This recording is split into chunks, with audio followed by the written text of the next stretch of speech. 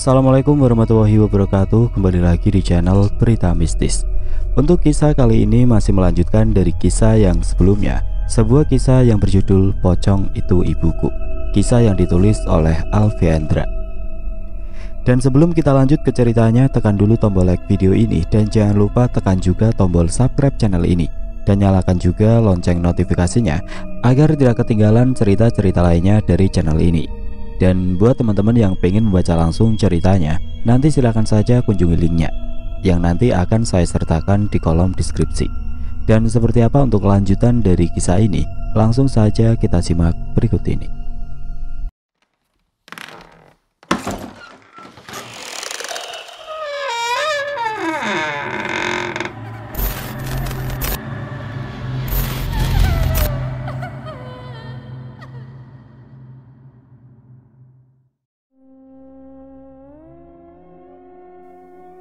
Ningsih melihat di luar begitu ramai, seperti sedang ada pasar malam.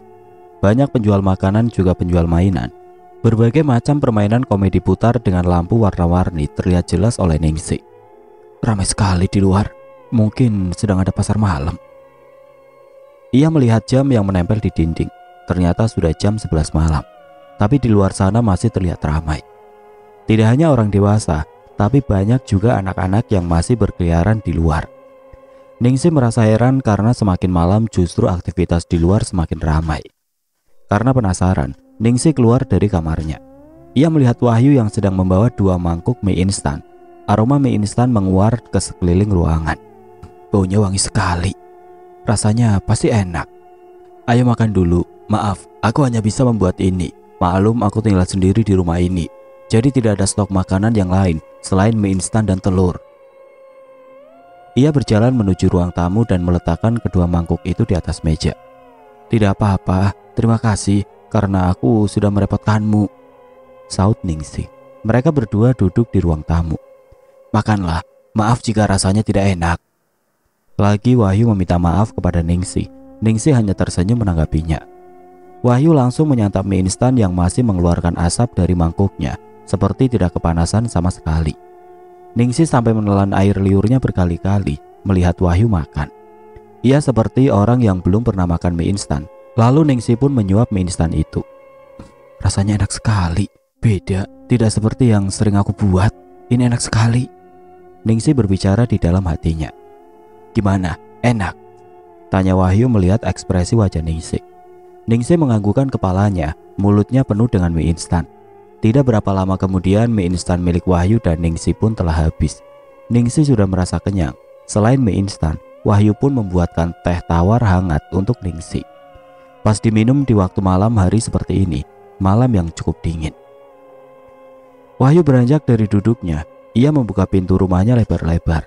Ningsih mengernyitkan dahinya. Ia merasa bingung untuk apa malam-malam begini Wahyu membuka pintu rumahnya. Waktu sudah menunjukkan pukul 1:30 malam. Maaf, kok pintunya dibuka? Kenapa? Tanya Ningsih ragu.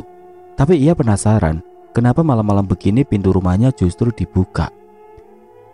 Biasanya saat berada di rumahnya, jangankan malam hari seperti ini, jika sudah memasuki waktu maghrib, semua pintu dan jendela akan tertutup rapat. Maka dari itu ia heran dengan apa yang dilakukan oleh Wahyu. Biar adem aja, aku suka angin malam masuk ke dalam rumahku. Oh iya, biar nggak kaku, kamu panggil aku dengan sebutan A saja ya. Warga sini biasa memanggil aku dengan sebutan A Wahyu, tutur Wahyu menjelaskan. Ningsih tersenyum menanggapinya. Iya, A, boleh Ningsih minta tolong? Minta tolong apa? Katakan saja. Tolong ceritakan bagaimana bisa Ningsih sampai di tempat ini. Wahyu terlihat bingung saat Ningsih memintanya untuk menceritakan bagaimana awal mulanya ia bisa berada di rumah ini. Wahyu sangat menyukai Ningsih. Ia tidak mau jika Ningsih kembali ke alam manusia. Karena jika Ningsih kembali ke alam manusia, maka Wahyu tidak akan bisa bersama dengan Ningsih. Akhirnya Wahyu bercerita kepada Ningsih. Ia menceritakan jika Ningsih dibawa oleh 2 orang manusia ke dalam hutan dan digeletakkan begitu saja. Wahyu mengatakan jika ia tidak tahu siapa kedua orang itu. Ia lalu membawa Ningsih ke rumahnya dan merawatnya hingga sadar. Wahyu menakut-nakuti Ningsih jika di desa tempat tinggalnya sudah tidak aman lagi. desanya sudah mati karena suatu wabah penyakit. Ia berkata seperti itu agar Ningsih tidak lagi bertanya tentang di mana asalnya. Setelah kejadian di hutan itu, Ningsih kehilangan ingatannya karena benturan keras di kepalanya. Kepalanya terbentur batu saat Barok meletakkan Ningsih begitu saja di hutan. Berbagai cara Wahyu lakukan agar Ningsih bisa sembuh. Setelah sembuh, ia tidak mau melepaskan Ningsih begitu saja. Wahyu benar-benar telah jatuh cinta pada seorang manusia. Ningsih yang memang tidak ingat apa-apa, akhirnya percaya pada apa yang telah diceritakan oleh Wahyu. Kok semakin malam semakin ramai ya di luar? Akhirnya Ningsih memberanikan bertanya demi menghilangkan rasa penasarannya. Dari rumah Wahyu terdengar sangat jelas suara tawa anak kecil yang terlihat bahagia saat berada di pasar malam. Iya, desa ini semua aktivitas dilakukan pada malam hari, karena jika siang hari cuacanya sangat panas. Semua penduduk di desa ini sangat tidak suka dengan cuaca panasnya matahari. Katanya bisa membakar kulit mereka. Tutur Wahyu menjelaskan. Oh gitu, mungkin mereka semua takut kulitnya jadi hitam kali ya. Ningsih menyangka semua penduduk di desa ini takut jika kulit mereka jadi hitam karena terbakar matahari. Namun bukan itu yang dimaksud oleh Wahyu, karena sejatinya makhluk seperti mereka hanya keluar di malam hari saja. Tapi Wahyu tidak mungkin memberitahu soal itu kepada Ningsih, belum waktunya. Suatu saat nanti Wahyu akan menceritakan tentang siapa dirinya. Misinya kali ini adalah akan membuat Ningsih jatuh cinta kepadanya dan merasa nyaman tinggal bersamanya. Ya, kurang lebih seperti itu. Jadi nanti kamu tidak usah heran jika di siang hari nanti suasana desa ini akan sepi dan di malam hari akan ramai. Iya, apa Wahyu tidak tahu di mana keluarga Ningsih? Ningsih benar-benar lupa semuanya. Ia hanya ingat dengan namanya saja. Selebihnya ia tidak ingat apa-apa. Kan tadi sudah katakan kalau desa Ningsih sudah mati karena wabah penyakit yang mematikan. Sudah pasti semua keluarga Ningsih juga pasti sudah meninggal. Mungkin itu alasan orang-orang itu membuangmu ke hutan. Mereka takut jika kamu akan menularkan penyakitnya kepada mereka. Alasan yang cukup masuk akal bagi Ningsih. Ia tidak banyak lagi bertanya tentang kehidupannya sebelumnya. Biarlah saat ini ia hidup dengan laki-laki ini. Toh sepertinya Wahyu terlihat sangat baik dan sopan. Di dalam hatinya Ningsih merasa beruntung karena telah diselamatkan oleh orang baik seperti Wahyu. Ia berpikir hidupnya masih beruntung, setidaknya untuk saat ini, karena ia bingung harus bagaimana lagi. Ningsih berharap ingatannya akan pulih secepat mungkin, karena bagaimanapun ia penasaran dengan kehidupannya sebelum berada di tempat ini. Kamu mau keluar ke pasar malam? Ningsih terkesiap. Sekarang, Ya, sekarang. Kenapa? Tenang, di sini semuanya aman. Di luar sana ramai. Barangkali kamu bosan di rumah saja. Iya mau. Tanpa menunggu lama lagi, mereka berdua menuju pasar malam yang letaknya tidak terlalu jauh dari rumah Wahyu. Saat mereka berdua berjalan, semua mata yang melihat sini ke arah Ningsih. Ningsih merasa tidak enak saat dipandang seperti itu oleh mereka yang menatapnya. Kenapa mereka semua menatapku seperti itu? Apa ada yang salah dengan pakaianku? Atau apa? Ningsih bertanya-tanya di dalam hatinya. Saat ini ia masih mengenakan pakaian yang terakhir ia pakai dulu. Celana panjang training dan kaos panjang dengan rambut panjang hitam yang dibiarkan tergerai. Mereka semua yang ada di pasar malam itu memang memiliki kulit warna yang putih dan bersih. Bahkan sangat putih seperti kapas. Seperti tidak ada aliran darah di dalam tubuh mereka. Sama seperti Wahyu, kulitnya pun terlihat putih dan bersih. Namun Ningsih belum menyadari hal itu. Ia sendiri masih bingung dengan siapa dirinya sendiri. Pantas saja kulit penduduk di sini putih-putih dan bersih-bersih. Mereka semua tidak pernah beraktivitas di siang hari. Perasaan mereka pada ngeliatin aku kayak gitu ya. Emangnya ada yang salah ya sama aku? Tanya Ningsih berbisik pada Wahyu. Gak apa-apa, mereka hanya heran dengan kamu. Kamu ini kan pendatang baru di desa kami, jadi mungkin mereka bingung karena baru pertama kali melihatnya. Saud Wahyu menjelaskan. Selain itu mungkin mereka berpikir jika kamu itu cantik. Gak ada wanita cantik di sini seperti kamu. Ia mulai menggoda Ningsih karena memang Wahyu benar-benar telah terpesona oleh kecantikan yang dimiliki Ningsih. Bisa aja kamu, di sini juga banyak pastinya yang lebih cantik dari aku.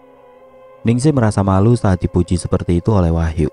Padahal di dalam hatinya ia merasa jika dirinya memiliki kulit lebih gelap dibandingkan dengan para penduduk di desa ini. Meskipun di desanya berasal, Ningsih terbilang memiliki kulit putih dan bersih, akan tetapi jika dibandingkan dengan penduduk desa ini, Ningsih merasa kulitnya lebih gelap dibandingkan mereka. Malam itu Ningsih merasa memiliki kehidupan yang baru. Ia dan Wahyu semakin akrab. Wahyu mengajak Ningsih untuk menaiki aneka macam komedi putar. Awalnya Ningsih menolak, namun karena Wahyu berhasil untuk meyakinkannya, akhirnya Ningsih menuruti ajakan Wahyu. Riuh tawa dan ramainya suara dari berbagai macam komedi putar membuat Ningsih seolah lupa dengan kehidupan dia yang sebenarnya. Bahkan dia pun tidak ingat dengan bayi mungil yang baru beberapa hari ia lahirkan. Budi merasa bingung dan lelah. Harus kemana lagi ia mencari Ningsih? Budi sangat menyayangi anaknya dan Ningsih. Ia tidak bisa meninggalkan bayi mungil itu bersama ibu dan Ningsih. Semenjak kepergian Ningsih, ibunya sangat terpukul. Penyakit jantungnya kumat dan akhirnya meninggal sebelum ia bisa menemukan anak semata wayangnya. Mau tidak mau Budi membawa bayi yang ia beri nama Tari itu ke rumahnya. Ia harus membujuk Marni agar mau merawat Tari seperti anaknya sendiri. Jika Marni menolak, maka Budi akan menceraikannya. "Mas, ini bayi siapa?" tanya Marni saat suaminya datang pada malam hari. Tanpa menunggu jawaban dari Budi, Marni segera meraih bayi mungil itu ke dalam pelukannya. "Ih, lucu sekali. Pipinya tembem. Kamu cantik sekali." Marni terus menciumi pipi bayi itu dengan gemas. Marni menggendong bayi itu dengan penuh kasih sayang. Budi tahu jika Marni sangat menyukai anak kecil. Maka dari itu Budi berharap jika Marni akan menyayangi dan membesarkan Tari seperti anak kandungnya sendiri. Sebenarnya ia ragu untuk memberikan bayi mungil itu kepada Marni. Ia takut Marni tidak akan mengurusnya dan menerima bayi itu dengan baik karena melihat siapa ibunya. Akhirnya Budi menceritakan yang sebenarnya kepada Marni. Di luar prasangkanya, ternyata Marni tidak marah. Ia justru tetap mendekap bayi yang diberi nama Tari itu ke dalam pelukannya. Kamu tidak marah, Marni?" tanya Budi penasaran. Karena ia melihat tidak ada raut wajah kesal ataupun marah kepadanya setelah apa yang ia ceritakan. Marni menggelengkan kepalanya. "Tidak, Mas, aku tidak marah. Lagian bayi ini tidak tahu apa-apa. Ia sama sekali tidak berdosa. Tidak pantas rasanya jika bayi ini harus menanggung kesalahan yang dilakukan oleh kedua orang tuanya." Jawaban Marni sungguh bijaksana. Untuk pertama kalinya Budi merasa bangga memiliki istri seperti Marni. Jika ia tahu Marni memiliki hati seluas samudra, tidak mungkin Budi akan mengkhianatinya. Budi merasa jika Marni telah banyak berubah semenjak kejadian malam itu. Saat Marni menyiapkan makan malam dan berujung dengan berhubungan suami istri yang sudah lama tidak mereka lakukan semenjak Budi berselingkuh dengan Ningsih. "Terima kasih Marni, kamu memang wanita hebat. Maafkan atas kesalahanku selama ini. Aku berharap kamu menyayangi dan membesarkan Tari seperti anak kandungmu sendiri." Budi memeluk tubuh Marni dengan erat. "Jangan senang dulu kamu, Mas. Aku akan membuat anak haram ini bagikan hidup di neraka. Jangan harap aku akan menyayangi bayimu dengan wanita jalang itu seperti aku menyayangi anakku sendiri." Senyum menyeringai menghiasi wajahnya. "Ya udah Mas, aku akan membuat susu dulu untuk Tari," ucap Marni seraya beranjak dari duduknya. "Aku sudah kangen banget sama kamu, Mas," bisiknya tepat di depan telinga Budi. Budi lalu meraih Tari dari dekapan Marni dan membiarkan Marni untuk membuat susu untuk Tari. "Terima kasih Tuhan. Akhirnya Marni mau menerima bayi malang ini seperti anaknya sendiri." Malam semakin larut, Ningsih dan Wahyu akhirnya pulang ke rumahnya.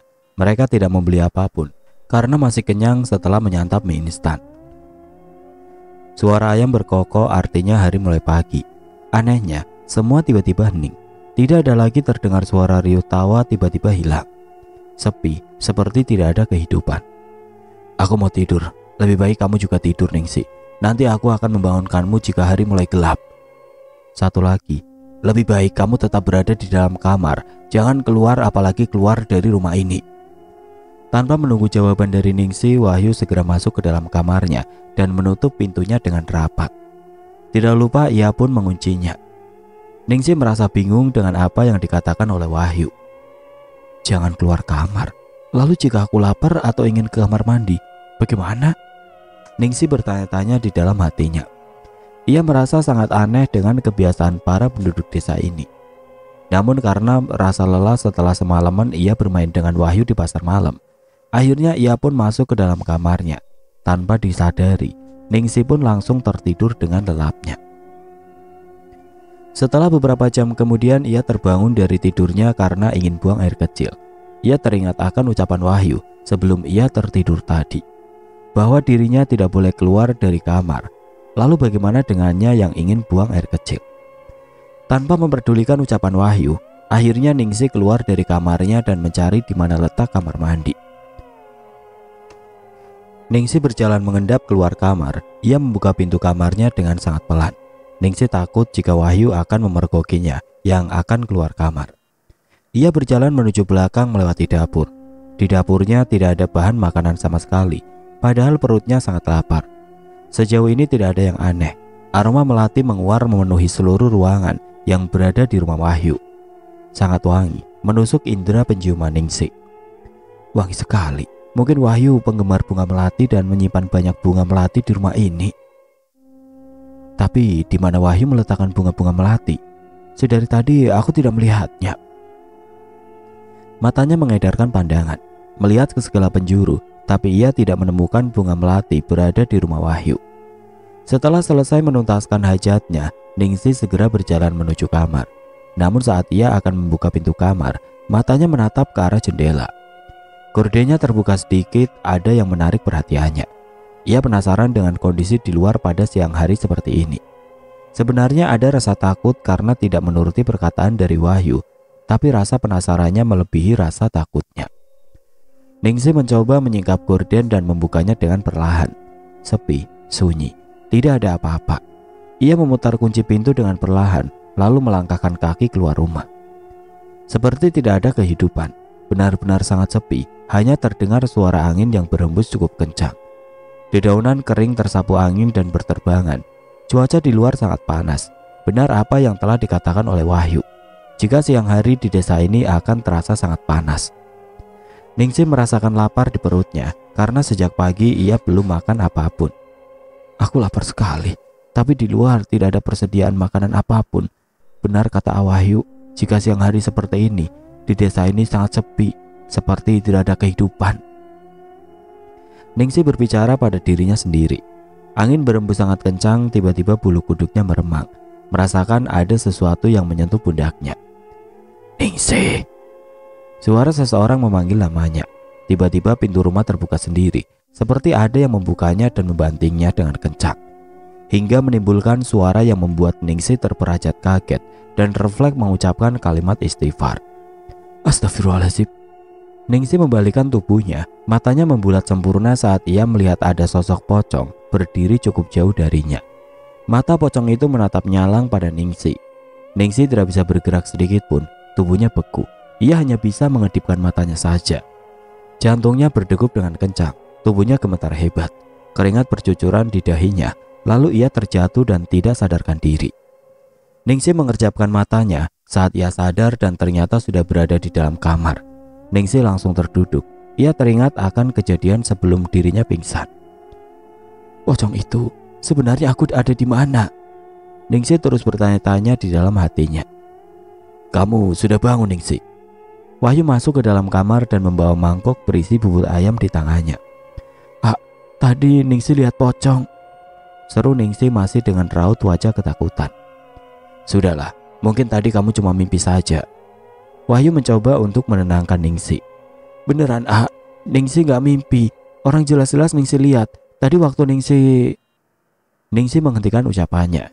Ia tidak mungkin mengatakan jika dirinya telah melanggar apa yang telah Wahyu perintahkan padanya. Ia takut jika Wahyu akan kecewa kepadanya. Bagaimanapun selama ini Wahyu sudah bersikap sangat baik kepada Ningsih dan mau merawatnya hingga benar-benar sembuh. Waktu Ningsih apa? Wahyu mengernyitkan keningnya. Ia berpura-pura tidak tahu jika ternyata Ningsih tidak menuruti perkataannya. Benar kata Wahyu, mungkin tadi aku hanya mimpi. Ningsih tidak mau membahas masalah pocong lagi. Mungkin benar apa yang dikatakan oleh Wahyu, jika sebenarnya ia hanya sedang bermimpi. Tadi Wahyu mau bangunin Ningsih, tapi lihat Sepertinya kamu tidurnya nyenyak sekali, tapi tiba-tiba perutmu bunyi. Sepertinya kamu lapar. Lalu AA buatkan kamu bubur ayam spesial. Wahyu menyerahkan mangkuk bubur itu pada Ningsih. Aroma bubur ayam yang menguar ke seluruh penjuru kamar. Aromanya membuat perut Ningsih ingin segera diisi. Asap masih mengepul dari dalam mangkuk, membuat Ningsih tidak sabar untuk segera menyantapnya. Tanpa rasa malu, Ningsih segera meraih mangkok bubur ayam itu dari tangan Wahyu dan langsung menyuapnya ke dalam mulut. Wahyu yang melihat Ningsih makan dengan lahapnya tersenyum senang. Pelan-pelan makannya Ningsih, nanti keselak. Kamu ini udah seperti tidak makan berminggu-minggu saja, tegur Wahyu meledek Ningsih. Ningsih tidak memperdulikan apa yang diucapkan oleh Wahyu. Ia terus memakan bubur ayam yang tinggal setengahnya itu. Dirinya pun merasa aneh. Kenapa setiap kali ia memakan makanan yang dibuatkan oleh Wahyu, ia pasti akan sangat lahap memakannya. Nggak makan, tanya Ningsih setelah ia menghabiskan buburnya. Udah makan tadi. Ningsih dan Wahyu tinggal di dalam satu atap yang sama, tapi tidak menimbulkan fitnah. Wahyu memperlakukan Ningsih layaknya seorang kakak terhadap adiknya. Ningsih pun merasa sangat nyaman jika sedang dekat dengan Wahyu. Ia pun sudah menganggap Wahyu sebagai kakaknya sendiri. Wahyu menceritakan pada Ningsih jika ia memang hidup seorang diri, tidak ada orang tua ataupun sanak saudara. Ia bercerita jika kedua orang tuanya pergi meninggalkannya dan tidak tahu ada di mana sekarang. Ningsih pun tidak banyak bertanya tentang kehidupan pribadi Wahyu. Yang Ningsih tahu, jika Wahyu adalah seorang pria baik-baik. Wahyu tahu bagaimana cara ia memperlakukan seorang wanita, sehingga di dalam hatinya diam-diam Ningsih menyimpan rasa suka pada Wahyu. Selama Ningsih berada di rumah Wahyu, ia belum pernah mendengar suara azan berkumandang. Setiap kali Ningsih menanyakan hal itu kepada Wahyu, Wahyu selalu saja bisa berkelit dan mengalihkan pembicaraan. Setiap kali Ningsih ingin melakukan sholat 5 waktu, rasa malas itu selalu datang menghampiri. Pernah suatu waktu Ningsih akan melakukan sholat zuhur. Saat akan mengambil air wudhu, ia merasakan jika gayung yang biasa ia pakai untuk mandi dan kali ini ia gunakan untuk wudhu terasa sangat berat, seperti sedang membawa batu yang besar, hingga gayung itu jatuh dan menimpa kakinya. Karena kejadian itu, akhirnya Ningsih tidak jadi untuk mengambil air wudhu dan akhirnya Ningsih tidak jadi untuk melaksanakan sholat zuhur. Selalu saja ada hambatan jika Ningsih akan melakukan sholat 5 waktunya. Anehnya, setiap kali Ningsih menyebutkan lafal Allah, ia pasti akan melihat penampakan pocong, seperti saat kakinya tertimpa gayung yang tiba-tiba berat, seberat batu berukuran besar. Astagfirullah, pekik Ningsih. Kakinya terasa sangat sakit, seperti tertimpa batu yang berukuran cukup besar. Padahal kakinya hanya tertimpa gayung. Tiba-tiba pintu kamar mandi terbuka dan tertutup dengan sendirinya. Bau anyir menyeruak menusuk hidungnya. Dan air yang berada di dalam bak mandi berubah menjadi warna merah pekat, seperti darah. Kakinya bengkak tidak bisa digerakkan. Lalu ia berteriak memanggil nama Wahyu. Wahyu! Ningsih berteriak sekencang mungkin memanggil nama Wahyu. Seketika semuanya menjadi normal. Air yang berada di dalam bak mandi kembali berwarna bening. Kakinya yang tadi bengkak dan terasa nyeri, kini ia tidak merasakan lagi nyeri di kakinya. Ningsih! Wahyu menggedor-gedor pintu kamar mandi yang kini telah kembali tertutup dengan rapat. Wahyu! Bergegas Ningsih membuka pintu kamar mandi dan langsung menghambur ke dalam pelukan Wahyu. Air matanya bercucuran membasahi kaos yang dikenakan oleh laki-laki yang dipeluknya. Ningsih memeluk tubuh Wahyu dengan sangat erat. Ia menenggelamkan wajahnya di dada bidang milik Wahyu. Wahyu memeluk erat tubuh Ningsih. Ia membelai rambut panjangnya, lalu tersenyum penuh kemenangan. Ia merasa sangat bahagia. Akhirnya Ningsih sangat ketergantungan dengannya. Sebentar lagi misinya akan berhasil, membuat Ningsih menjadi miliknya seutuhnya, juga menjadi bagian dari penduduk desanya. Kamu kenapa Ningsih? Kenapa tiba-tiba menjerit memanggil nama AA? Tanya Wahyu dengan terus mengelus punggung Ningsih. Kita bicara di depan ya. Wahyu membawa Ningsih menuju ruang tamu. Duduk dulu. AA ambilkan minum dulu buat Ningsih, agar kamu bisa sedikit tenang. Tanpa menunggu jawaban dari Ningsih, Wahyu kembali menuju dapur untuk mengambilkan 1 gelas air minum untuk Ningsih. Minumlah, setelah itu kamu bisa cerita sama AA. Wahyu menyerahkan gelas berisi air putih pada Ningsih, lalu Ningsih langsung meminumnya hingga tandas. Gimana? Sudah enakan? Wahyu kembali bertanya. Ningsih menganggukkan kepalanya. Iya, A, udah enakan. Mau cerita sama AA, kenapa Ningsih tadi memanggil nama AA sampai teriak-teriak? Lalu Ningsih menceritakan apa yang dialaminya tadi saat berada di dalam kamar mandi. Seperti biasa, Wahyu pasti bisa memberi jawaban yang membuat Ningsih percaya sepenuhnya kepada Wahyu. Setelah Wahyu memberi penjelasan, hati dan perasaan Ningsih kembali tenang. Bahkan ia lupa tujuan sebenarnya masuk ke kamar mandi adalah untuk mengambil air wudhu. Semakin lama tinggal di rumah Wahyu, Ningsih semakin lupa dengan ajaran agamanya. Semenjak Ningsih menghilang, Budi tidak tinggal diam. Ia terus berusaha mencari keberadaan istri sirihnya itu. Berbagai cara telah ia lakukan untuk mencari Ningsih.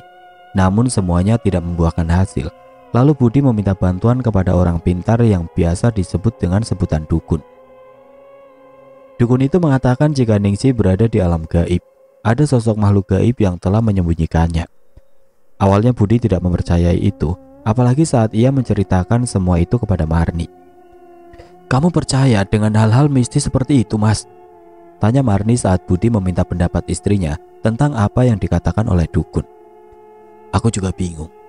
Entahlah, jika memang Ningsih sudah mati, setidaknya pihak kepolisian bisa menemukan jasadnya. Tapi hingga saat ini jasad Ningsih belum juga ditemukan. Jika dalam waktu 1 minggu ke depan jasad Ningsih tidak juga diketemukan, maka kasus ini akan ditutup selamanya, tutur Budi menjelaskan. Marni bersorak di dalam hatinya. Akhirnya misinya kali ini benar-benar sukses. Ia berhasil melenyapkan Ningsih dari muka bumi ini tanpa meninggalkan jejak sama sekali. Mungkin jasad Ningsih dimakan sama binatang buas kali, Mas. Makanya gak ketemu. Dimakan binatang buas? Maksud kamu, kenapa kamu bisa mempunyai pikiran seperti itu? Budi menatap wajah Marni dengan penuh selidik. Memangnya Ningsih ada di hutan? Kok bisa dimakan sama binatang buas? Semenjak hilangnya Ningsih, rumah tangga Budi dan Marni kembali harmonis seperti dulu. Marni merubah sifat buruknya demi menarik kembali perhatian sang suami. Marni membesarkan Tari seperti anaknya sendiri, namun ia lakukan jika ada suaminya di rumah. Akan tetapi jika Budi tidak ada di rumah, Marni akan abai pada Tari. Hanya demi membuat Budi kembali ke dalam pelukannya, Marni rela menjaga dan membesarkan anak dari selingkuhan sang suami. Enggak, maksudku mungkin saja Ningsih pergi ke hutan atau kemana gitu. Lagian kok bisa hilang tanpa jejak gitu? Kan aneh, Mas. Marni berbicara dengan gugup. Hampir saja ia keceplosan. Padahal ia sendiri sudah memberi satu petunjuk bahwa Ningsih berada di hutan. Hutan? Kamu benar, Marni. Mungkin saja Ningsih ada di hutan. Hutan angker itu satu-satunya yang belum pernah ditelusuri oleh pihak kepolisian untuk mencari Ningsih. Tebakan Budi kali ini benar. Tanpa disadari Marni telah memberi petunjuk. Marni terlihat cemas saat Budi mengatakan hal itu. Jangan ke hutan, Mas. Lagian mana mungkin Ningsih ada di hutan angker itu? Ngapain coba? Hutan itu kan terkenal angker. Ia mencoba melarang sang suami untuk mencari Ningsih di hutan angker itu. Kamu ini gimana sih, Marni? Tadi kamu sendiri yang bilang mungkin saja Ningsih berada di hutan angker dan dimakan binatang buas. Sekarang kamu sendiri yang ngelarang aku untuk ke sana. Budi merasa heran melihat tingkah Marni yang salah tingkah. Itu tadi aku hanya asal ngomong aja, Mas. Aku mohon, Mas gak usah ke hutan angker itu. Aku justru takut nanti Mas kenapa-napa. Mas kan tahu sendiri di hutan itu sangat angker. Banyak orang yang masuk hutan itu dan tidak bisa keluar lagi. Aku gak mau itu terjadi pada Mas. Marni memasang wajah sedih. Di dalam hatinya ia merasa sangat kesal kepada Budi. Karena hingga saat ini Budi masih saja mengingat Ningsih dan masih berusaha untuk mencarinya. Ia menahan emosinya agar tidak meledak. Ningsih tidak mau semuanya usahanya sia-sia. Semua butuh waktu dan kesabaran agar sang suami bisa kembali seperti dulu lagi. Saat belum ada Ningsih masuk ke dalam rumah tangganya dan merusak keharmonisan rumah tangganya. Lagian coba Mas pikir, ngapain Ningsih berada di hutan angker itu? Kamu benar, Marni. Tapi hanya hutan itu yang belum ditelusuri untuk mencari Ningsih. Budi masih belum bisa melupakan istri sirihnya itu begitu saja. Raut sedih masih terpancar jelas di wajahnya. Mas, kalaupun Ningsih memang benar berada di hutan angker itu, sudah dipastikan jasadnya pasti tidak akan ditemukan. Mas tahu sendiri, Kan di hutan angker itu banyak binatang buas. Pasti para binatang buas itu sudah melahap habis tubuh Ningsih. Kali ini Marni sangat berhati-hati dalam berbicara. Ia takut keceplosan lagi seperti tadi. Ya, kali ini kamu benar Marni. Aku jadi semakin pusing saja memikirkan semua ini. Budi memijat pangkal hidungnya. Marni mengambil kesempatan ini. Ia duduk lebih dekat pada sang suami. Mas, sudahlah. Bukan maksud aku untuk menyerah mencari Ningsih, tapi mungkin takdir Ningsih harus seperti itu. Sekarang kamu fokus pada Tari dan anak kita saja. Kasihan Tari jika melihat ayahnya terus-menerus sedih seperti ini. Tangannya memijat pelan pundak sang suami, berharap suaminya bisa lebih rileks lagi. Lagian kan masih ada Marni di sini. Marni menyandarkan kepalanya di pundak Budi. Marni memijat pundak Budi dengan lembut dan penuh cinta. Sebisa mungkin ia harus bersabar untuk bersikap manis dan perhatian kepada Budi. Setidaknya sampai Budi benar-benar melupakan Ningsih dan kembali ke dalam pelukannya. Kamu ini paling bisa bikin aku tenang lagi. Budi merasakan tubuhnya kembali rileks. Urat-urat yang tadinya tegang karena memikirkan Ningsih kini kembali rileks karena sentuhan tangan sang istri. Ningsih tersenyum penuh kemenangan. Sedikit demi sedikit suaminya akan kembali ke pelukannya dan melupakan Ningsih. Andai kamu seperti ini dari dulu, mungkin aku tidak akan berselingkuh dengan Ningsih. Budi berbicara di dalam hatinya. Iya dong mas, gimana? Pijatan Marni enak gak? Budi memejamkan matanya merasakan sensasi pijatan dari tangan sang istri. Pastinya enak. Kamu ini paling jago kalau sudah urusan pijit memijit. Ungkap Budi memuji sang istri. Beberapa tahun kemudian, Budi benar-benar telah melupakan Ningsih. Tari tumbuh menjadi sosok remaja yang cantik. Kecantikannya menuruni kecantikan dari sang ibu. Tari benar-benar sangat mirip dengan Ningsih. Karena kemiripan itu, Marni semakin membenci Tari. Setiap melihat Tari, bayang-bayang Ningsih selalu menghantuinya. Karena kemiripan Tari dengan Ningsih pula yang membuat Budi lebih menyayangi Tari dibandingkan anak dengan Marni. Semua itu membuat Marni semakin murka pada Tari. Marni mendidik Tari dengan sangat keras. Perbedaan kerap kali ia tunjukkan kepada Tari saat ia mendidiknya. Namun ia melakukan itu jika Budi tidak sedang berada di rumah. Jika Budi sedang berada di rumah, maka Marni akan terlihat sangat menyayangi Tari. Hingga Tari lulus sekolah menengah atas, tidak ada yang bisa ia lakukan selain menuruti semua perintah dari Marni dan Sela. Marni selalu menghalang-halangi keinginan Tari untuk melanjutkan sekolah ke universitas dengan alasan buang-buang uang. Padahal anak pertamanya juga melanjutkan sekolahnya ke universitas untuk mencari kesibukan. Akhirnya Tari menekuni hobinya menari di sanggar yang tidak terlalu jauh dari rumahnya. Lagi-lagi keinginan Tari ditentang oleh Marni. Di sebuah kampung yang bernama Kampung Pocong, Ningsih kini benar-benar sudah menjadi penghuni desa tersebut. Setelah beberapa tahun lamanya Ningsih berada di Kampung Pocong, akhirnya ia mengingat semua siapa dirinya sebenarnya. Namun sayang, kini dirinya bukan lagi seorang manusia, melainkan kini ia berubah menjadi sosok pocong, sama seperti Wahyu. Wahyu berhasil menjadikan Ningsih seorang pocong dan menikahinya. Setelah sekian lama ia berada di rumah Wahyu, ia baru menyadari jika dirinya sedang berada di alam berbeda. Bukan alam manusia seperti dirinya. Awalnya Ningsih ragu, bukan takut. Ia tidak merasakan takut sama sekali saat mengetahui jika dirinya ternyata telah hidup dengan seorang pocong. Karena sudah terbiasa dan sudah merasakan nyaman saat berada dekat Wahyu, mungkin itulah alasan Ningsih tidak merasa takut. Tolong ceritakan yang sebenarnya padaku. Sebenarnya itu siapa? Akhirnya Ningsih memberanikan diri untuk bertanya tentang siapa sebenarnya sosok Wahyu itu. Karena berkali-kali ia melihat penampakan pocong di rumah Wahyu, dan sosok itu sangat mirip dengannya. Penampakan pocong yang ia lihat bukanlah sosok pocong yang menyeramkan. Wajah itu memang wajah Wahyu, hanya berbalut kain kafan. Saat ia mengungkapkan kata Bismillahirrohmanirrohim, maka matanya terbuka semua. Ia bisa melihat aktivitas semua penduduk desa itu. Baiklah, mungkin sudah waktunya Ningsih mengetahui siapa AA sebenarnya. Akhirnya Wahyu menceritakan semuanya kepada Ningsih, dari saat ia menemukannya di hutan hingga ia mengikuti siapa yang tega untuk membunuhnya. Saat Wahyu menceritakan semua itu, Tiba-tiba kepala Ningsih berdenyut nyeri. Bayangan wajah Budi dan Tari memenuhi pikirannya. Maafkan Wahyu Ningsih, cuma takut kehilangan kamu.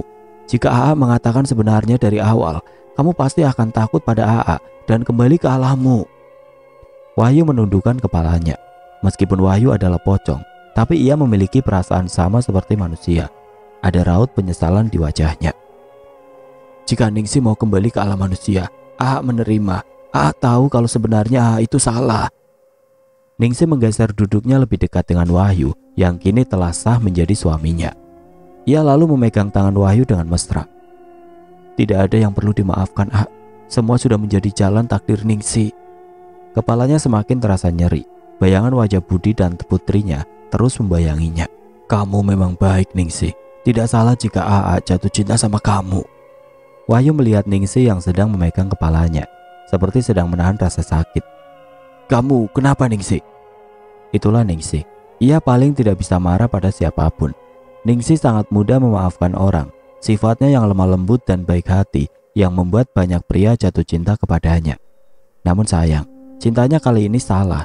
Ia menjatuhkan hatinya pada seorang pria beristri, yaitu Budi. Nggak tahu kepala Ningsih rasanya sakit sekali. Kita ke kamar aja, lebih baik kamu istirahat aja dulu. Wahyu membopong tubuh Ningsih ke dalam kamarnya dan membaringkannya di atas tempat tidur. Mau bikinkan sesuatu? Ningsih menggeleng lemah. Gak usah makasih. Mungkin Ningsih hanya butuh istirahat sebentar saja. Ya udah, istirahatlah. Wahyu menutupi tubuh Ningsih dengan selimut hingga dada. Lalu ia mencium kening sang istri dengan penuh cinta. Tidak lama kemudian Ningsih memejamkan matanya. Ia lalu bermimpi bertemu dengan putrinya. Maafkan Ningsih, terpaksa melakukan itu semua karena sangat mencintai Ningsih dan gak mau kehilangan Ningsih. Wahyu berbicara dalam hatinya. Matanya terus menatap wajah cantik milik sang istri. Tangannya yang kekar mengelus lembut kepalanya. Di dalam mimpinya Ningsih melihat pertumbuhan Tari dari bayi hingga dewasa, seperti sebuah rekaman yang memperlihatkan kehidupan sang putri bersama ibu tirinya. Di dalam mimpi itu Ningsih melihat jika Tari dibesarkan tanpa kasih sayang dari Marni. Tapi ia melihat jika Budi sangat menyayangi Tari. Ningsih menangis melihat putrinya diperlakukan tidak adil oleh ibu tirinya. Hidup Tari yang penuh dengan air mata dan diperlakukan layaknya seorang pembantu. Ia bertekad akan membawa Tari ke alamnya dan hidup bersamanya. Sebelumnya, Wahyu telah menceritakan siapa yang tega membuang Ningsih ke hutan yang terkenal angker itu. Awalnya Ningsih tidak percaya, namun Wahyu terus meyakinkannya jika apa yang dikatakannya kali ini adalah benar. Tari. Ningsih terbangun, menyebutkan nama putrinya. Ningsih, kamu kenapa? Siapa Tari? Tari, Tari itu nama putriku. Ningsih ingin bertemu dengan Tari, Ningsih menangis. Ia merasakan rindu yang teramat terhadap putri satu-satunya itu. Wahyu merengkuhnya ke dalam pelukannya. Ya Ningsih, akan membawa Ningsih untuk bertemu dengan Tari. Ningsih mendongakkan kepalanya menatap wajah tampan suaminya. Bener Matanya berbinar mendengar ucapan dari Wahyu. Wahyu menganggukkan kepalanya. Iya, tapi dengan satu syarat. Syarat? Oke teman-teman, sampai di sini dulu ceritanya. Nantikan kelanjutan kisah ini di video berikutnya. Agar tidak ketinggalan, klik tombol subscribe channel ini dan nyalakan lonceng notifikasinya. Wassalamualaikum warahmatullahi wabarakatuh.